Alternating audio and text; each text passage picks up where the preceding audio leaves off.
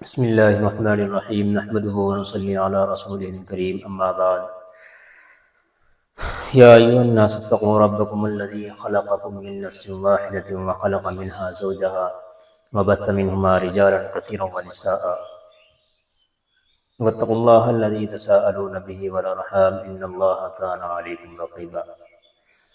میرے خیال سے اس آیت کو تو سبھی نے سنا ہی ہوگا اور سبھی حضرات عام طور سے اس آیت کو سنتے رہتے ہیں۔ یہ وہ آیت ہے جس کو ہر انسان کے نکاح کے وقت میں پڑھا جاتا ہے مسلمانوں کے یہاں۔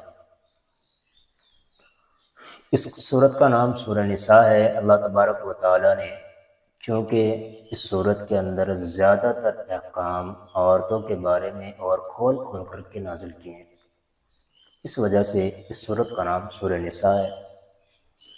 اور نساء بہت ساری عورتوں کو کہا جاتا ہے۔ قرآن کریم کی اس صورت کے اندر جو پہلی آیت ہے، یا ایھا الناس اتقوا ربکم الذی خلقکم من نفس واحدہ وخلق منها زوجها وبث منہما رجالا کثیرا ونساء۔ اے لوگو، تم اللہ تبارک و تعالیٰ سے ڈرو، اپنے رب سے ڈرو، اس رب سے جس نے تم کو ایک ہی نفس سے پیدا کیا ہے، وخلق منها زوجها، اور اسی ایک نفس سے اس کا جوڑا بھی پیدا کر دیا، وبث منهما رجالا کثیرا ونساء، اور ان دونوں سے بہت سارے مرد اور عورتیں پھیلا دی۔ یہ اس آیت کا ترجمہ ہے۔ اللہ تعالیٰ نے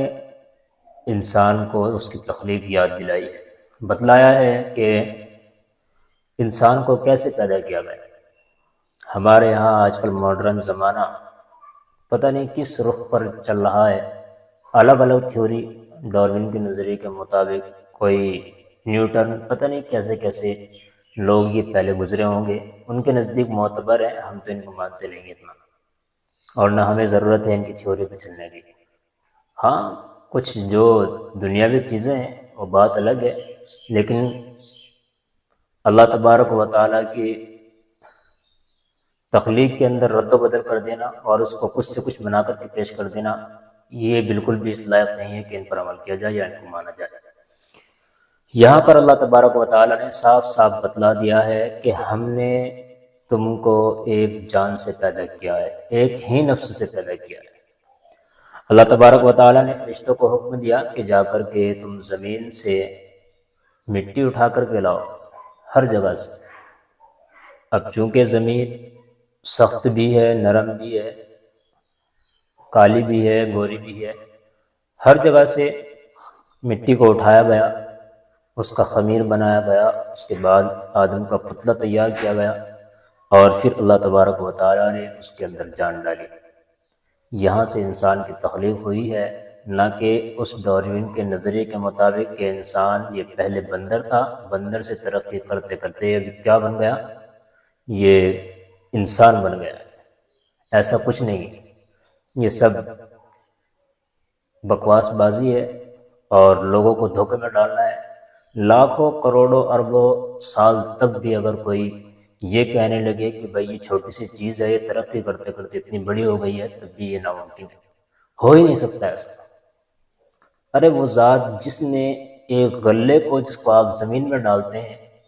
وہ زمین سے کیسے پھاڑتے ہوئے نکلتا ہے، اور پھر اللہ تبارک و تعالیٰ اپنی مرضی کے مطابق جو چاہتا ہے اس کے اندر پیدا کر دیتا ہے۔ کبھی 50 دانے آ گئے، کبھی 100 دانے آ گئے، کبھی 20 دانے آ گئے، جس کے مطابق جو چاہتا ہے اللہ تبارک و تعالیٰ کر دیتا ہے۔ تو یہ ایسی تھیوری جو لوگوں کے سامنے پیش کی گئی ہے، ہمارا تو ایک سوال بنتا ہے کہ بھائی اگر تم یہ مانتے ہو کہ انسان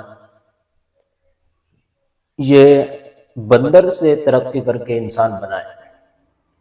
تو ہم سب سے پہلا سوال یہ کرتے ہیں کہ آپ یہ بتائیں کہ اس کی پونچھ کہاں ہے۔ بندر کو تو پونچھ ہوتی ہے، اور پونچھ بھی ایک ایسی پونچھ ہونی چاہیے، فرض کر لو کہ اگر انسان بنا ہے تو اس کی پونچھ کہاں ہے، وہ تو لنگور سے بھی زیادہ لمبی ہونی چاہیے، لیکن نہیں، ایسا کچھ نہیں ہے، یہ سب ڈھکوسلے بازی ہے، ان باتوں کے پیچھے ہمیں نہیں پڑنا ہے اور نہ ہی ہمیں ان چیزوں پر دھیان دینے کی ضرورت ہے۔ اللہ نے بتلا دیا واحدہ کہ ہم نے ایک ہی نفس سے پیدا کیا ہے، اور کمال کی بات کیا ہے، وَخَلَقَ مِنْهَا زَوْجَهَا، اسی ایک نفس سے، ایک ذات سے ہم نے اس کے جوڑے کو بھی پیدا کر دیا۔ یہ اشارہ ہے حضرت حوا علیہ السلام کی جانب، چونکہ اللہ تبارک و تعالیٰ نے حضرت حوا علیہ السلام کو حضرت آدم کی بائیں پسلی سے روایت کے اندر ملتا ہے کہ ان کو پیدا کیا ہے، وَبَثَّ مِنْهُمَا رِجَالًا كَثِيرًا وَنِسَاءً، اور ان دونوں کے توالد و تناسل سے اللہ تبارک و تعالیٰ نے پوری دنیا کے اندر جتنے بھی انسان ہیں، کافر، مسلم، غیر مسلم، کیسے بھی ہوں، کوئی بھی انسان ہوں، تو وہ تمام کے تمام ایک ہی نفس کے، ایک ہی ذات کی اولاد ہے، سب اسی کی اولاد ہیں، حضرت آدم علیہ السلام کی۔ ابھی آپ نے گزشتہ سال میں ایک اجتماع ہوا تھا جمعیت کا، اس میں آپ نے دیکھا ہوگا میڈیا نے کس قدر حضرت مولانا ارشد مدنی صاحب دامت برکاتہم العالیہ کی بات پر کتنا بوال مچایا ہے، کتنا بوال مچایا ہے ان لوگوں نے کہ بھائی یہ بات کہی ہے، کیا یہ درست ہے، یہ ٹھیک ہے یا نہیں ہے۔ بہت لوگوں نے وہاں پر، میں خود بھی موجود تھا اور بھی میرے ساتھی بھی موجود تھے، تو میڈیا والوں کا اتنا برا حال تھا کہ وہ کسی کو ہی پکڑ کر کے بیٹھ گئے، کسی کو بھی وہ تھما لیا کہ بھائی یہ بات کہی ہے، یہ ٹھیک ہے۔ ہم کہتے ہیں کہ ہاں بھائی ہم سے پوچھو گے تو ہم کہیں گے بالکل ٹھیک ہے۔ دنیا میں سب سے پہلے آنے والا انسان وہ حضرت آدم ہے، اور وہ نبی ہے اور مسلمان ہے۔ سب سے پہلے دنیا کے اندر جو آیا وہ مسلمان ہے۔ تو آپ کیسے کہہ سکتے ہو؟ قرآن کریم نے ہمیں بتلایا ہے کہ ہم نے سب سے پہلے دنیا کے اندر جو بھیجا ہے وہ انسان تھا اور مسلمان تھا۔ یہ زبردست ہے، اور یہ لوگ بس اپنے پروپیگنڈا کرتے پھرتے ہیں، اسلام کے اوپر اچھالتے ہیں اسلام کو۔ بہرحال ہمیں ان چیزوں کی طرف زیادہ نہیں پڑنا ہے۔ اللہ تعالیٰ نے بتلا دیا کہ بھائی وَبَثَّ مِنْهُمَا رِجَالًا كَثِيرًا وَنِسَاءً، ان دونوں سے ہی ہم نے پوری دنیا کے اندر انسان، مردوں کو اور عورتوں کو پھیلا دیا ہے۔ آج آپ دیکھ سکتے ہیں کروڑوں اربوں مسلمان اور انسان دنیا کے اندر موجود ہیں۔ آپ اسی سے اندازہ لگا سکتے ہیں کہ تمام کے تمام ان دونوں کی اولاد ہیں۔ آگے چل کے اللہ تبارک و تعالیٰ نے اگلی آیت میں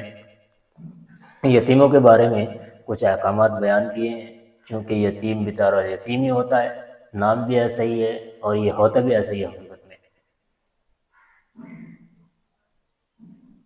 گزشتہ زمانے میں اسلام سے قبل بھی اور اسلام آنے کے بعد بھی بہت سے لوگوں کے اندر یہ بات تھی کہ وہ یتیموں کا خیال نہیں کیا کرتے تھے۔ کسی کا باپ مر گیا اس کو یتیم کہا جاتا ہے، اور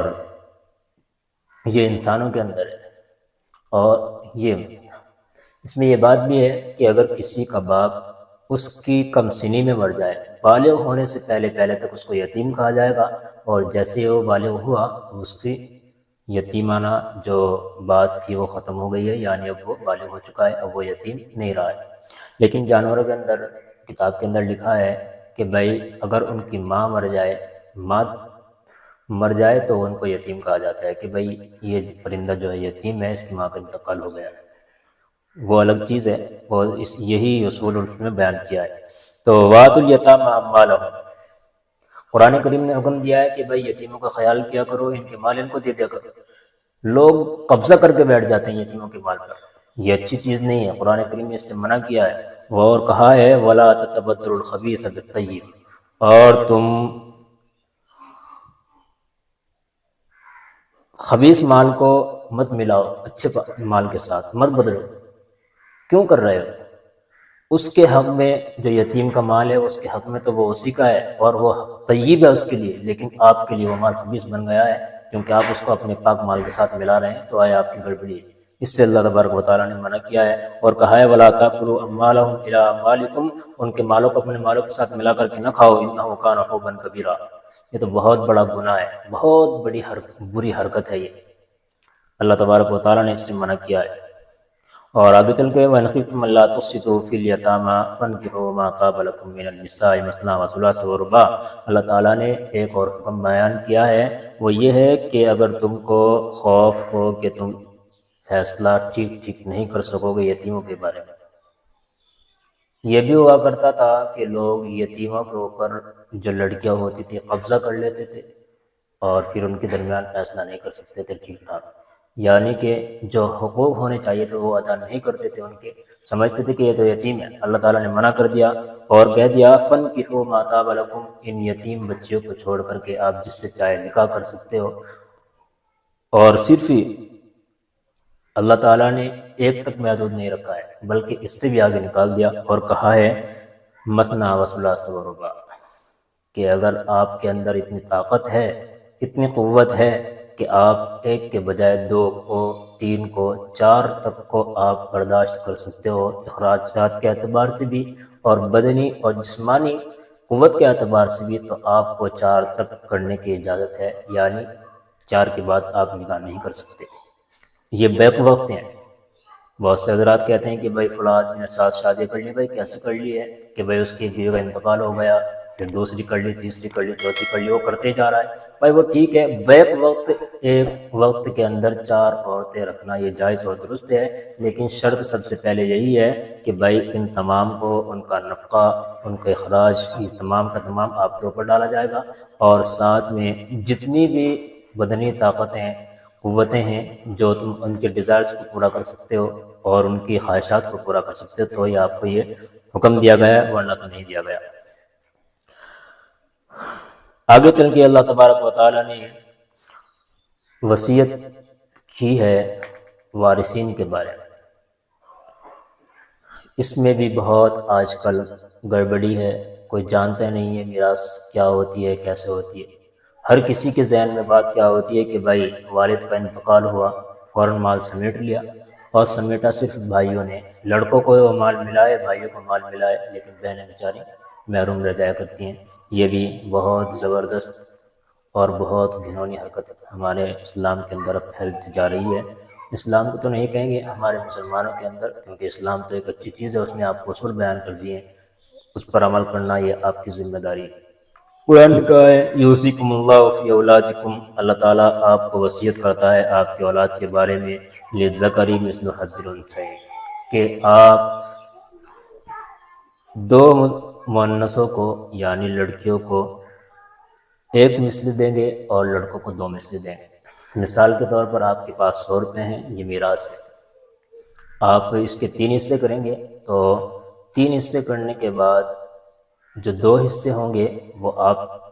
لڑکے کو دیں گے اور 1 حصہ آپ اور لڑکی کو دیں گے۔ اس کو کہا جاتا ہے کہ بھائی للذکر مثل حظ الانثیین۔ یہ ایک چھوٹی سی مثال ہے، اس طرح کے مسائل ہوتے ہیں، یہ ان کے اندر تھوڑی سی کچھ تخریج کرنی پڑتی ہے، وہ انشاءاللہ اب کبھی موقع پر میں آپ کو بیان کروں گا، بس آپ کو اصول یہ سیدھا سیدھا بیان کر دیا ہے۔ آگے چل کے اللہ تبارک و تعالیٰ نے عورتوں کے بارے میں بیان کیا ہے کہ بھائی کون کون عورتیں آپ کے اوپر حرام کر دی گئی ہیں، کس کس سے آپ نکاح نہیں کر سکتے، اور اصول ہے کہ جس سے نکاح کر سکتے ہیں اس سے شرعی پردہ کرنا واجب اور ضروری ہے، اور جس سے نکاح نہیں کر سکتے وہ آپ کے محرم ہے، یعنی کہ اس کا چہرہ، ہاتھ اور پاؤں دیکھنے میں کوئی حرج نہیں ہے۔ قرآن کریم نے بیان کیا وَلَا تَنْكِحُوا مَا نَكَحَ آبَاؤُكُم مِّنَ النِّسَاءِ إِلَّا مَا قَدْ سَلَفَ، کہ تم لوگ ان سے نکاح نہیں کر سکتے جس سے آپ کے والد نے نکاح کیا ہو، یعنی ان عورتوں سے آپ نکاح نہیں کر سکتے جو آپ کے والد کے ساتھ، یعنی آپ کی امی بن چکی ہے، اب چاہے آپ دوسری ماں سے ہوں یا اسی سے ہوں، اگر اسی سے ہیں تو ظاہر ہے کوئی ایسی حرکت نہیں کرے گا۔ الحمدللہ آج بھی اچھے لوگ موجود ہیں، لیکن دوسروں کے ساتھ ایسی باتیں سننے میں آتی ہے، یہ بہت بری حرکت ہے۔ وَلَا تَنْكِحُوا مَا نَكَحَ آبَاؤُكُم إِلَّا مَا قَدْ سَلَفَ، یعنی چاہے وہ نیچے تک ہو، إِنَّهُ كَانَ فَاحِشَةً وَمَقْتًا وَسَاءَ سَبِيلًا، یہ بہت برا راستہ ہے اگر تم ایسی گڑبڑی کرو گے۔ پھر آگے بیان کیا ہے حُرِّمَتْ عَلَيْكُمْ أُمَّهَاتُكُمْ، تم پر حرام کر دی گئی ہے تمہاری مائیں، وَبَنَاتُكُمْ، اور تمہاری بیٹیاں، وَأَخَوَاتُكُمْ وَعَمَّاتُكُمْ، تمہاری بہنیں اور تمہاری پھوپھیاں، تمہاری خالائیں، وَبَنَاتُ الْأَخِ وَبَنَاتُ الْأُخْتِ، آپ کی بھتیجی، بھانجی، وَأُمَّهَاتُكُمُ اللَّاتِي أَرْضَعْنَكُمْ، اور آپ کی وہ مائیں جنہوں نے آپ کو دودھ پلایا ہے، وَأَخَوَاتُكُم مِّنَ الرَّضَاعَةِ، اور وہ بہنیں بھی جنہوں نے آپ کے ساتھ دودھ پیا ہے، یعنی اسی عورت کا دودھ پیا ہے، ہوتا کیا تھا پہلے زمانے میں، جیسے کہ آپ صلی اللہ علیہ وسلم کے بارے میں بھی ہے کہ آپ کو دودھ پلانے والی جو ہے وہ حضرت دائی حلیمہ تھی کہ انہوں نے آپ کو دودھ پلایا تھا۔ عام طور سے شہروں کے اندر یہ بات تھی کہ وہ اپنے بچوں کو گاؤں کی عورتوں کو دے دیا کرتے تھے کہ وہ ان کے بچوں کی پرورش کرے، کیونکہ گاؤں کے اندر نیچرل چیزیں زیادہ تر ملتی ہے اور شہروں کے اندر یہ چیز زیادہ نیچرل طریقے پر نہیں ملتی، ان کے اندر آج کل کیمیکل کا دور ہے۔ تو گاؤں کی جو آب و ہوا ہوتی ہے وہ الگ ہی طریقے کی ہوتی ہے، اچھی اور صاف ستھری ہوا ہوتی ہے، اس کے اندر کوئی اتنا گند میل نہیں گھسا ہوتا اور زیادہ پردوشن جس کو دھواں وغیرہ کہتے ہیں وہ اس کے اندر نہیں ہوتا، تو وہاں پر بچوں کو پالنے کے لیے دے دیا جاتا تھا۔ تو اب کہا ہے قرآن کریم نے کہ وہ عورتیں بھی جنہوں نے آپ کو دودھ پلایا، اب یہ کوئی ضروری نہیں ہے کہ گاؤں کی عورت ہی اگر دودھ پلائے گی تو وہی رضائی ماں بنے گی، بلکہ کوئی بھی ہو سکتی ہے جس نے بھی یہ دودھ پی لیا دوسری عورت کا، تو یہ بھی اب اس کے لیے حرام ہو گئی ہے، بڑا ہو کر کے وہ اس سے نکاح نہیں کر سکتا یا بچپن میں بھی اس کا نکاح نہیں کیا جا سکتا۔ اور اسی طریقے پر ایک عورت ہے، مثال کے طور پر سلیمہ نامی کوئی عورت ہے، ایک بچے نے اس کا دودھ پیا جو تسلیم کا لڑکا تھا، اور ادھر سے ایک لڑکی جو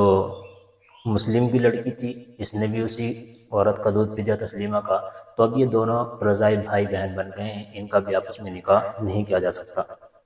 یہ عورتوں کے بارے میں کچھ احکام یہاں بیان کیے ہیں کہ یہ آپ کے اوپر حرام کر دی گئی ہے۔ آگے چل کے اللہ تعالیٰ نے مرد کی فضیلت کو بیان کیا، الرجال قوامون علی النساء، کہ مرد کیا ہے، طاقتور ہے اور یہ عورتوں کے اوپر فضیلت والا ہے۔ کیوں؟ بما فضل اللہ بعضهم علی بعض، بہت سی فضیلت ایسی ہیں جن کی وجہ سے مردوں کو عورتوں سے اوپر رکھا گیا ہے۔ وبما انفقوا من اموالهم، اور سب سے پہلے اس میں جو بیان کیا ہے کہ بھائی یہ اپنے مالوں کو ان کے اوپر خرچ کرتے ہیں۔ تو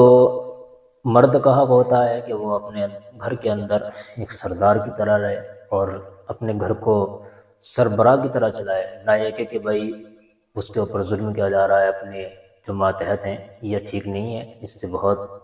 معاشرہ گڑبڑ ہوتا ہے اور برائی پھیلتی ہے، اس سے ہمیں بچنا چاہیے۔ یہ صرف تھوڑی سی مرد کی یہاں پہ بیان کیے کہ یہ عورتوں کے اوپر بڑے ہوئے ہوتے ہیں۔ آگے چل کے